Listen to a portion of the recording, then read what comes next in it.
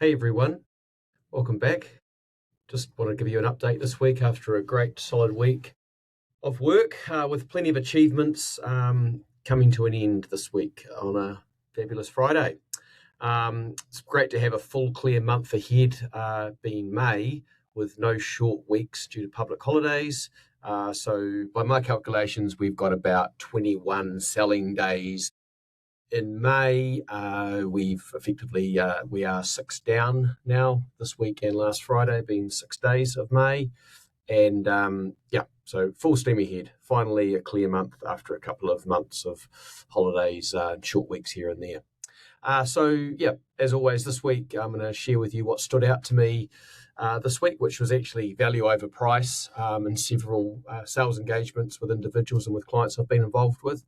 And I'll also talk to you shortly about my sales and daily exercise routines as well. First up, exercise, keeping some oxygen flowing through my body and my brain and the likes. Continued with my 25 sit-ups each day. Continue to do that. Doesn't sound like much to some people, but on some occasions I did do 2 sets of 25, so that's better. And my planking. So I've given up on the push-ups and do 60 seconds of planking each day, which is kinder on my body, but still feels good across my stomach and the likes around that area. I did manage 3 bike rides totaling 40k and did my usual walking of about 30k this week. And actually, the last 2 days I've been doing some running while I'm walking.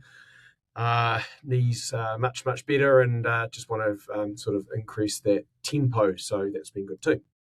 Anyway, back to my sales engagements this week, and covering off with you really what's happened and what's been a big focus has been what I've witnessed in terms of some urgent sales requirements, or people calling in for a quote or proposal on something and or product or service.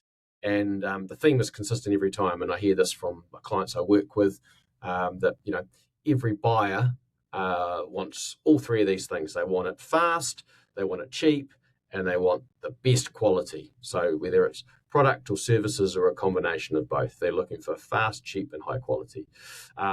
Reality is you only really can provide 2 of those 3 at best.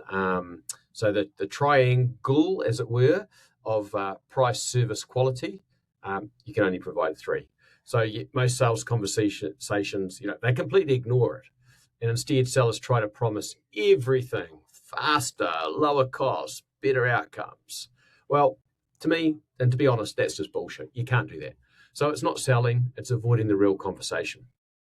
The best salespeople do something quite different. They force the trade-off discussion early on. So the best salespeople, they're asking, what matters most here? Is it speed? Is it cost? Or is it quality? If we push on price, what are you willing to give up? If this needs to be done fast, what compromises are acceptable? Because every deal has a constraint. And if you don't define it, your customer will. And it's usually at your expense. So here's what I see too often. We need it urgently, but won't pay for speed. We want the best, but we don't want to invest in quality.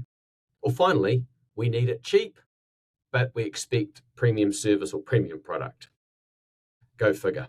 So that's not a customer problem. That's actually a sales leadership problem. Your job isn't to agree with everything. Your job is to educate buyers on the trade-off so that they can make a real decision. Clarity closes deals, confusion delays them. So in this market, delay kills pipeline. And one of my catchphrases is time kills deals. You've got to move them on. So have a think about this. The next time you're in a deal, never promise all 3. Don't promise it. Make the client choose. You want it fast, you want it cheap. What quality level are you looking for? Back to that triangle. Anyway, that's it. So next week, I'll be back with some more stories from the field in the day in the life of a fractional sales leader.